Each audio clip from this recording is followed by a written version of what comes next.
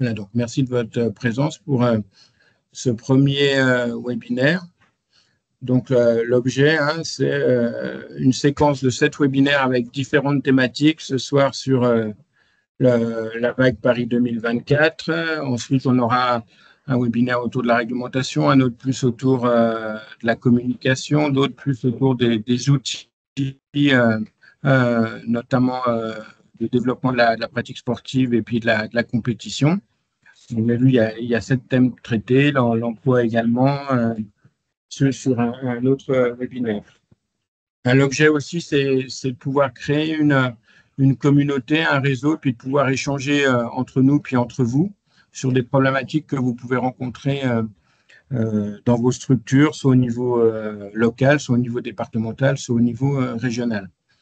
Alors effectivement, on a choisi comme thème pour démarrer quelque chose qui nous fait vibrer en ce moment, c'est ce qui s'est passé pendant les JO, les formidables résultats des pongistes, ce qui s'est passé encore dernièrement au Championnat d'Europe, à Montpellier ou encore là à Francfort, qui est en cours. On a la chance d'avoir avec nous ce soir, et je le remercie, Jules, qui prendra la parole tout à l'heure, Jules Roland, qui était remplaçant au JO, qui est pongiste en équipe de France et qui nous fait le plaisir d'avoir accepté l'invitation et le plaisir de venir témoigner ce soir. Merci beaucoup, Jules. Je vais laisser la parole pour introduire ce webinaire à Bruno Belay, vice-président de la Fédération. Et donc, ce sera ensuite, en conclusion, ce sera Isabelle Végel, qui est présidente de la commission emploi-formation, qui viendra conclure. On aura entre-temps l'intervention de Jules, je l'ai dit, et puis de Stéphane Lelon, qui est directeur du pôle développement, et qui viendra parler des outils que les structures peuvent avoir pour le développement. Voilà, Bruno, à toi la parole. Merci Frédéric, bonsoir à toutes et à tous. Et merci donc à Jules de sa présence et puis aussi à Stéphane et Mallory qui interviendront tout à l'heure. Je suis ravi d'être parmi vous ce soir.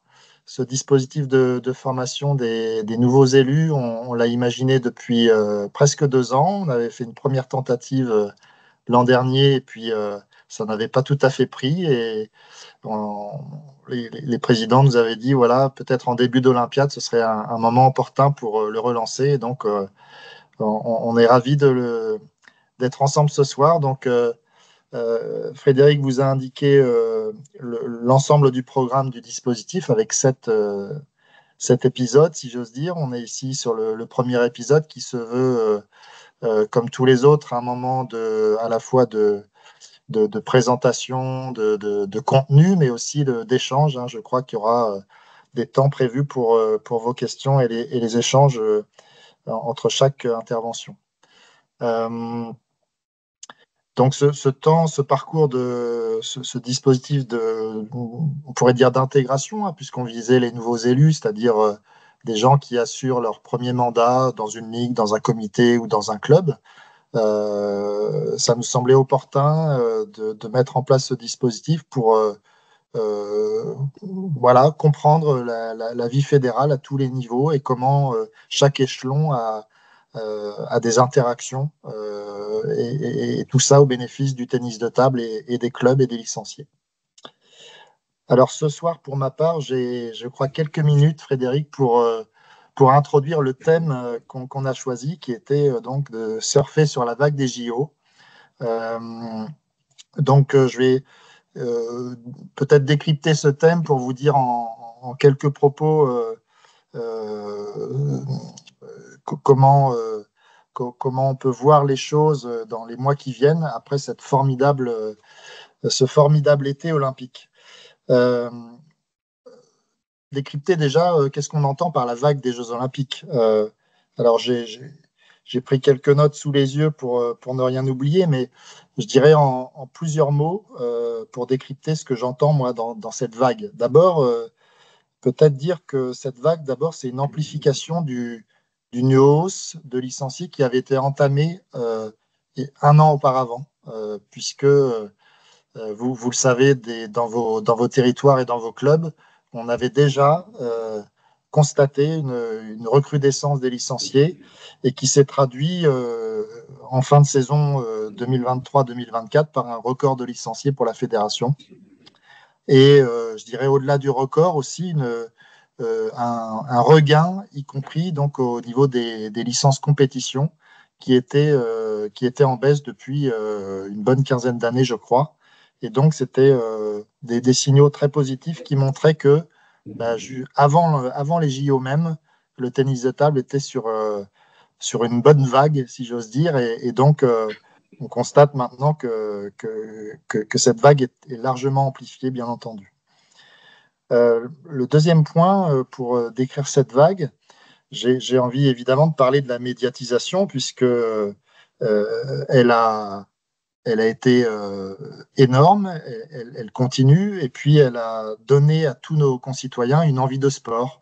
Ça a été un moment aussi de rassemblement et d'apaisement dans la vie sociale de notre société. Donc le sport est un vecteur de lien social très important, on le sait bien. Et donc, ça a valorisé tout ce dont le sport peut nous apporter. Et dans cette médiatisation, bien sûr, il y a l'aspect résultat, puisqu'on a eu la chance d'obtenir 2 formidables médailles de bronze. Donc, c'est à la fois une mise en avant du tennis de table parmi tous les autres sports olympiques. Et on a vu que dans les différents classements de certains médias, le tennis de table et les frères Lebrun en particulier étaient souvent dans le top 3 ou dans le top 5 de ceux qui avaient obtenu le plus d'audience ou d'écho, en tout cas auprès des spectateurs. Donc évidemment, ça génère une grande fierté pour nous, dirigeants. Et puis, il faut dire aussi qu'à travers cette médiatisation, au-delà des résultats, qui peuvent être parfois temporaires ou qui n'auraient pas de durée, mais ce qu'il faut souligner, c'est que les médias se sont intéressés aux frères Lebrun en particulier depuis plusieurs mois déjà avant les JO, et bien évidemment, encore une fois, ça s'est développé pendant l'été et ça continue. Donc cette histoire des frères, elle se raconte dans la durée, et ça aussi c'est une chance. Les médias, on le sait aujourd'hui, ont besoin de raconter des histoires avec des différents épisodes. Et Frédéric l'a dit, après les JO, on a eu les championnats d'Europe avec à nouveau un très beau résultat d'Alexis Lebrun, la victoire de Félix la semaine dernière au WTT Champions à Montpellier. Et donc, à travers ces résultats et cette fratrie, les médias focalisent beaucoup, et donc on ne peut que s'en féliciter. C'est vraiment une opportunité médiatique de se dire que ça peut durer encore au-delà des Jeux Olympiques et au-delà même d'autres compétitions. Puisque à travers aussi cette histoire, je dirais que ce qu'on peut retenir, c'est les émotions qu'on a vécues. Des émotions bien entendu pongistes à travers le scénario des matchs, etc. Donc on vit tous pour ça, cette passion-là. Mais les joueurs, l'équipe de France ont véhiculé aussi des valeurs très positives de solidarité, de plaisir du jeu, de joie finalement, que ce soit dans les victoires ou même dans les défaites. Et donc tout ça, ça génère aussi du lien social parce qu'on s'identifie à nos champions. Et la vague des Jeux Olympiques, je dois dire aussi, ça a été aussi un grand nombre d'animations avant et pendant les Jeux Olympiques, des animations réalisées dans les territoires par les comités, les ligues, mais aussi au niveau national par les services fédéraux, représentés ce soir par Mallory et Stéphane, que je remercie pour leur engagement, et ça a été très très important. Et donc, ces animations, ça a été l'occasion aussi de montrer du tennis de table aux spectateurs et notamment aux spectateurs non pongistes qui pouvaient découvrir la diversité de notre offre de pratique, au-delà même de ce qu'ils pouvaient voir à la télévision à travers nos champions et à la performance sportive pure. Donc, je crois que ces animations ont eu un impact sur des milliers de personnes. et donc, je dirais, des sympathisants du ping-pong. Et donc, ça a été évidemment constitutif de la vague des Jeux Olympiques, comme ça a pu l'être évidemment pour d'autres disciplines, mais ces animations, là aussi, elles se sont renforcées pendant les Jeux Olympiques, mais elles préexistaient avant les Jeux Olympiques, notamment, je pense là au succès des dispositifs Une école, une table pour le milieu scolaire, mais aussi euh, évidemment le stade vers l'emploi qui a été un vecteur de rapprochement entre des recruteurs et des demandeurs d'emploi autour de l'activité pongiste. Donc c'était vraiment une autre manière d'aborder les choses. Et puis toutes les actions autour de la pratique du ping en réalité virtuelle qui ont aussi élargi notre communauté pendant ces derniers mois et bien entendu avec l'apport des Jeux Olympiques, ça s'est amplifié aussi. Donc toutes ces actions, hein, je pense aussi au sport santé, donc à notre offre de ping santé, on a eu d'autres échos médiatiques à travers ces pratiques-là. Alors avec une audience moindre que l'histoire des frères Lebrun, mais malgré tout, ça participe aussi de l'élan des Jeux Olympiques qu'on vit en ce moment et de la bonne image du tennis de table qui est à la fois perçu comme un sport olympique parce qu'on a eu des médailles et on a des grands champions, mais aussi un sport fun qui s'adresse à tout le monde et à tous les âges. Et je pense que eh bien, on le constate aujourd'hui dans les clubs à travers les gens qui viennent à notre rencontre. Ce que je retiens aussi, c'est que vous avez peut-être aussi vécu l'éternel débat des médias qui posent la question, alors on dit tennis de table ou on dit ping-pong, et je crois que cette question a été définitivement tranchée par les réponses des joueurs de l'équipe de France. Hein. Je me souviens d'une interview ou deux interviews même où à la fois les frères Lebrun, Simon et Jules disaient on dit comme on veut. Et le plus souvent on dit ping d'ailleurs, mais on a le droit de dire ping-pong. Donc ça, je pense que ça a une liberté aussi qui est assumée maintenant dans notre identité de se dire voilà on vit le ping comme on veut et on le dit comme on le sent. Et donc à travers tout ça, je dirais que la famille du ping s'est agrandie pendant l'été et évidemment on le constate dans les faits. Et donc l'idée aussi de ce dispositif qui s'adresse à vous, c'est de montrer que la fédération, c'est notre maison commune. Hein, c'est ce qui doit rassembler toute cette communauté du ping-pong et du tennis de table. Alors, pour décrypter encore en quelques mots l'intitulé de cette soirée, donc surfer sur la vague des JO. Alors, qu'est-ce que ça veut dire surfer maintenant? C'est quoi les enjeux de cet après-JO? Là aussi, peut-être en quelques mots, je dirais d'abord que c'est un gros challenge à relever pour accueillir les nouveaux licenciés dans un contexte sportif où je crois qu'il y a un an ou deux, l'INJEP avait publié une enquête où donc peut-être 2021 ou 2022, où une statistique qui m'avait marqué, c'était que un Français sur quatre s'était vu refuser, faute de place la plupart du temps, l'accès à un club. C'est-à-dire qu'on voit bien qu'on a, en France, on se voudrait être une nation sportive, ou en tout cas avec une politique publique qui vise à accueillir davantage de pratiquants, eh bien, les clubs ont leurs limites. Hein, et donc, il y avait comme ça un enjeu pour nous, tennis de table, à se dire est-ce que nos 3100 clubs vont avoir la capacité à accueillir. Et donc, Stéphane y reviendra peut-être tout à l'heure, mais on avait essayé d'accompagner les clubs, d'anticiper cette grande vague qui allait venir après les JO.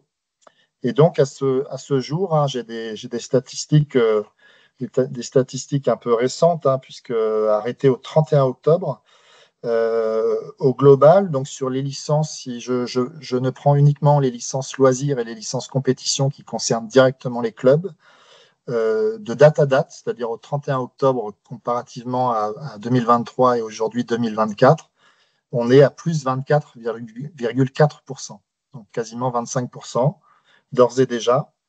Et puis, une autre statistique intéressante, c'est déjà à ce stade, la moitié des clubs ont déjà dépassé leur nombre de licenciés de l'an dernier. Donc, on peut imaginer que on est sur les marges d'un nouveau record. Et donc, c'est quand même très satisfaisant de se dire que qu'on a la capacité d'accueillir, voilà, peut-être différemment selon les clubs, selon leur capacité, mais c'est très positif. Donc ensuite, pour surfer sur la vague, il va falloir concrétiser. Donc là, ça fait écho plutôt à des enjeux de fidélisation de ces nouveaux pratiquants. Et donc, on envisage avec les services fédéraux, peut-être dans quelques semaines ou mois, de s'adresser aux nouveaux licenciés pour comprendre leur motivation, voir comment ils se sont intégrés, voir leur niveau de satisfaction pour répondre au mieux en fait à leurs attentes qui sont de plus en plus diverses. Parmi les catégories de nouveaux licenciés, on touche toutes les catégories et plus particulièrement une forte augmentation chez les jeunes, mais aussi chez les vétérans. Donc je crois aussi que ça c'est une donnée intéressante à noter aujourd'hui. Et puis, on constate, vous savez que c'est toujours l'écueil de la pratique féminine.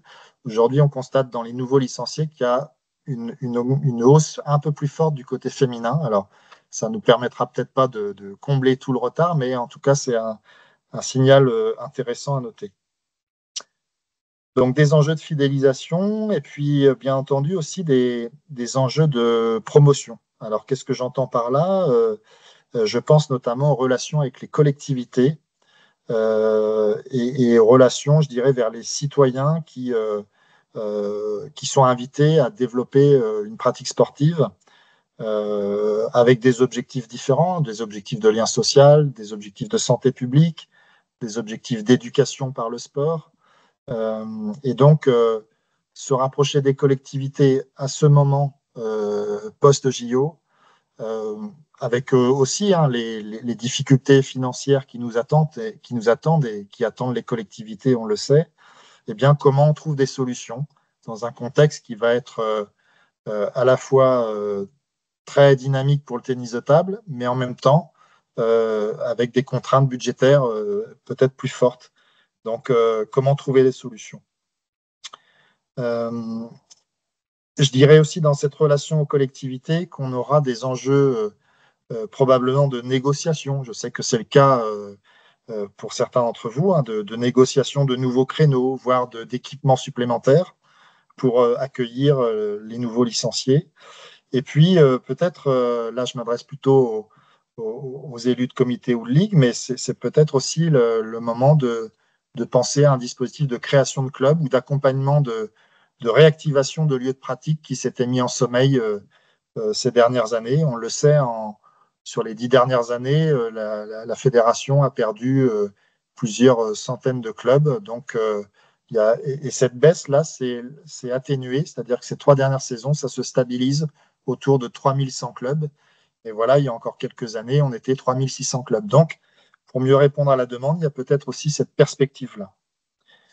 J'accélère et je termine en disant qu'un sujet très important en termes d'enjeux, c'est la formation d'encadrants bénévoles, puisque on a parlé des équipements, on a parlé des relations avec les collectivités, de la fidélisation, mais bien évidemment, tout ça dépend aussi beaucoup de la manière dont on accueille et dont on encadre les nouveaux pratiquants.